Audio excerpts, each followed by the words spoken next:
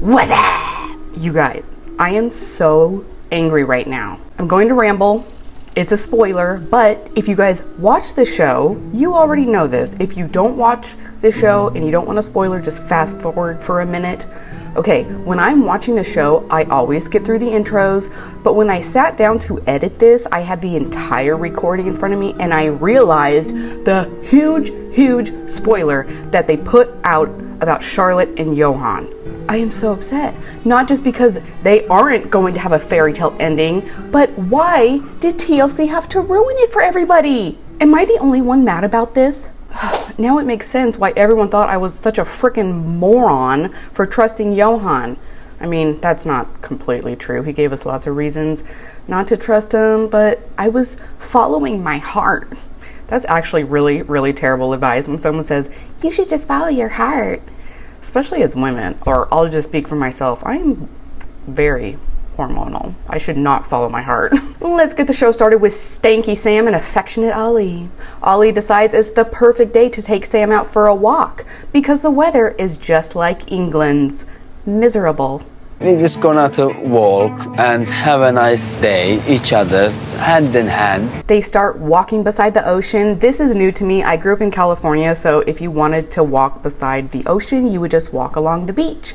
This landscape is very different, but I thought that the scenery was beautiful. Sam, however, doesn't appreciate the ocean splashing on her. Oh my god, all the ocean spray. Do I look like I like hiking? It's so fresh for my skin. I don't do exercise, I do extra fries. Oh, the fruit is hanging so low. She just makes it so easy. But at least she's self-aware. I hate it. I feel freezing, I'm pissed off. Whose fucking idea was it to walk along here? Oh my gosh, I was laughing so hard. Ali is just cruising on ahead of her, letting the wind carry her voice far away. He's like, how could she not like the sea? She's from England. He's like, it's romantic. This is just like our relationship. Sometimes it's hard, but it's also lovely. She's like, Ollie, whenever I ask you why you want to come to England, you never say it's for me. Are you not coming to England for me? No, but yes. When I come there, I have more things. She's like, what are you talking about? Do you understand the unemployment rate is super high right now? Nobody can find a job. He's like, excuse me? Do you know who I am, woman? Fine. Your people lazy, darling. Your people is not do the lots of things, but I'm fucking Turk and I do the lots of things. I can work more than them. Sam is really worried. She can't tell if he even cares about her. And the more they talk about it, the more sure she is that he is just with her to come to England. How many times I need to told you? Like 1,000 times? Million times? Billion times? Well, the proof will be in the pudding, as they say in our country. Later that evening, Ali takes her to meet his two best friends in the whole wide world. They start making small talk. It's going well. Then Sam drops the bomb on Ali that he will not be allowed to play video games in England. What do you mean no PC?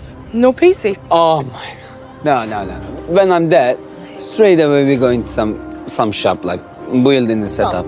So I don't think she's against him playing video games. I think she just wants to make sure everything is paid off before they drop a bunch of money on a setup for him. And I think that that's fair. Then Ishmael asks her to please find him a British wife, and she's touched. She's like, of course, I would love to do that. Oh wait, my mom.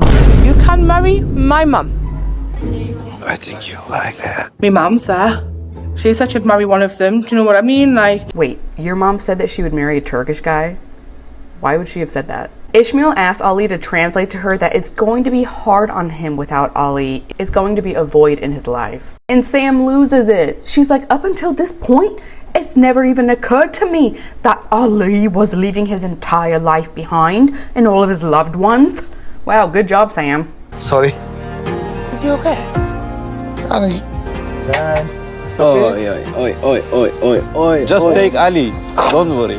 Ollie's like, babe, it's okay. It's not sad.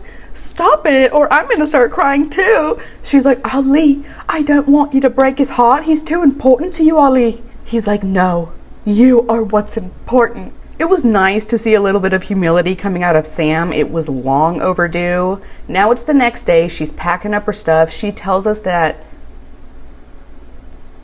What did I write? She tells us that deep down she knows Ollie is coming for her. If anything, I feel like we're at a point now where we can understand where each other's coming from and that it is what we want to do, so we're just going to do it. Sam is waiting for her at the taxi. I was shocked to see her wheeling out her own luggage for once. He kisses her goodbye. She doesn't really kiss him back. And I think that these two are still together at the end of the show because we see them in these interviews. And you know that these interviews are taken after everything has already been filmed, so... It's too hard to see the Sam leave. It's just destroying my heart. All right, now let's transition to this walking chode and sweet Nui. He is taking Nui over to Scotland to meet his sister for the first time. Now, I hate to say this, but I want to bring it up. When I realized that his best friend of like 2 decades is a skinhead, it's kind of hard for me not to believe that he probably shares some of those same beliefs along with his sister. And I say that because if we go back and look at what they said in the previous episodes, like remember he said, if you were to tell me I was going to end up with a Thai girl, I would tell you that you were crazy. And then when he was telling his sister, I mean, she was shocked all around, but when she heard that Nui was Thai, she was really shocked. So I hope I'm wrong, but I'm wondering if there might not be a little bit of racism going on here. I have got a lot of questions to ask, like, because I want to make sure that she's not just wanting a visa to come and get Tony, or she's not just wanting his money. Tony's like, isn't she beautiful? And the sister doesn't respond. Instead, she asks, why Tony? But why Tony? My brother's got a lot going for him. He's got a good job, he's handsome. Your brother is a douchebag. Your brother sucks, okay? You obviously don't spend very much time with him anymore. He's a selfish prick. I have nothing to hide. Yeah. Yeah, what if he moves to Thailand and then you go back to your child's dad? Like... So Nui feels absolutely bombarded. She was already super nervous about making a good impression, and this sister isn't holding back. She's not sugarcoating anything. For me, it's like very hard fashion. This make me feel a little bit hurt. Then Tony says, I wasn't expecting her to ask about her ex-husband. That's not something that I want to think about. Okay, that was the reality of her life. That is her child's father. You are a selfish ass. You feel like you can trust Nui? I do love her, you know? Ugh, that face. Then the sister's like, do you spend a lot of money on her? Stay in your lane. Okay, lady, you don't have to embarrass Nui. You could have asked this over the phone in private. He's like, yeah, I support Nui. I send her money every week. And she goes, it feels like you're using him for his money. Nui's like, no. He's moving to Thailand to be with me, okay? Go choke on a bagpipe. One day, he felt really want to move to live in Thailand. I don't want you moving there. It cuts to Nui and she's like, this girl is gonna see I'm not with Tony for his money. I'm gonna be a good wife to him, okay? Watch and see. God sent him to my life. You're surprised, huh? I'm very surprised. Something in the back of my mind saying like, is it too early? So after the sister is done dissecting Nui, she runs to the store to pick up all of the ingredients she's gonna need to cook them an authentic Thai dish. While she's away, Tony tells his sister that she scared her pretty good and she needs to lighten up a little bit. I've bought Nui an engagement ring. Do you think it's a bit soon for that? I keep going back and forth on this sister. Her facial expressions crack me up, and I mean, she's just trying to look out for her brother. Talk about all the pros and cons, about the UK, about Thailand, you know, just make sure you're doing the right decision. Mm-hmm. She gets everything she needs, and sister, I think her name is Lisa, she gives Nui this hilarious apron. It was so funny to see it on Nui. I don't know, it just looked so out of place. And then she is left alone in the kitchen. She doesn't know where anything is. She can't find a wok. She doesn't think the sister likes her. And now she's scared about making a mess in her kitchen. But she finally finishes and summons them to the table. If Lisa, she eat my food and make her trunk it burn, I think, Lisa, please, don't kill me. They play up all of this stupid drama. Like if Lisa doesn't like it, it's the final straw for Nui, but she loved it. and says despite it being a little bit spicy, it's delicious, and Nui is so relieved. Like it. She likes Thai food. She likes Thai food.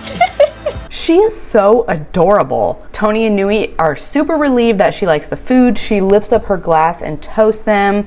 Tony is super happy. He feels like he can focus on his future with Nui. Moving on. Mama boy Jaime. He's back home after his terrible trip to see Kathleen. She has told him she needs more romance from him, so he's meeting up with his homies to discuss what's going on. This girl is an ex-girlfriend. You're not romantic. But you're not. Well, no, I know. You've never been romantic. This was so funny. I think I want to go to England. They are so brutally honest, and it's hilarious. Amy as a romantic is about as good as a tennis player in a golf field. Doesn't really go anywhere. Me and you've had this conversation. These are good friends. They're giving him solid advice. This friend, I think his name is Richard, is like, what is the most cherished memory that she has of you? And he says, going out for drinks. The girl is like, buy her chocolates, flowers, make a romantic dinner with candles and music. He wouldn't know romance if it came and bit him on the bum. I want to be her friend. But I guess this advice wasn't good enough for Jaime, because the next day he meets up with a dating coach. Again, we are dealing with an AI here. What do you think romance is? Using sweet words like love, honey. I sent her money. That's been romantic. She says, you know, a lot of times romance is not doing what you've been asked to do, but doing things spontaneously and in advance. So tell me, Jaime, what are some of the things that Kathleen likes? It's karaoke, and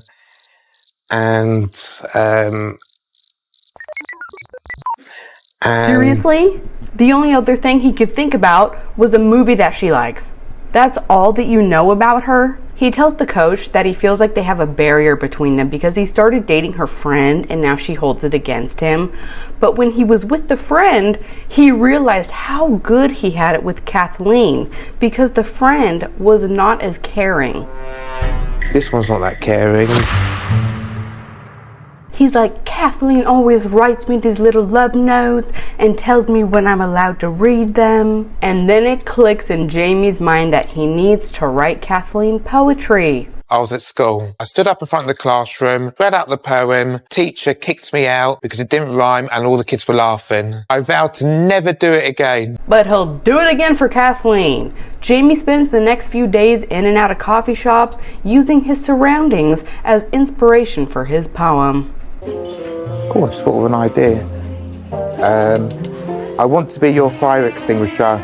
Oh my gosh. Okay, so fast forward. It's been a few weeks. He's finished the poem and he's finally ready to FaceTime her and read it out loud. He tells her that he's been working really hard on this poem for her. He's very nervous to read it. But I hope you like it, Kathleen. I feel like I'm in a library. I want to know all about you. Your caring personality is like a warm summer's day. The first line didn't even rhyme. Even my son was listening to this and he's like, that doesn't even make sense. You're like a menu. I want to know all about you. So please let me inside you. Oh my gosh.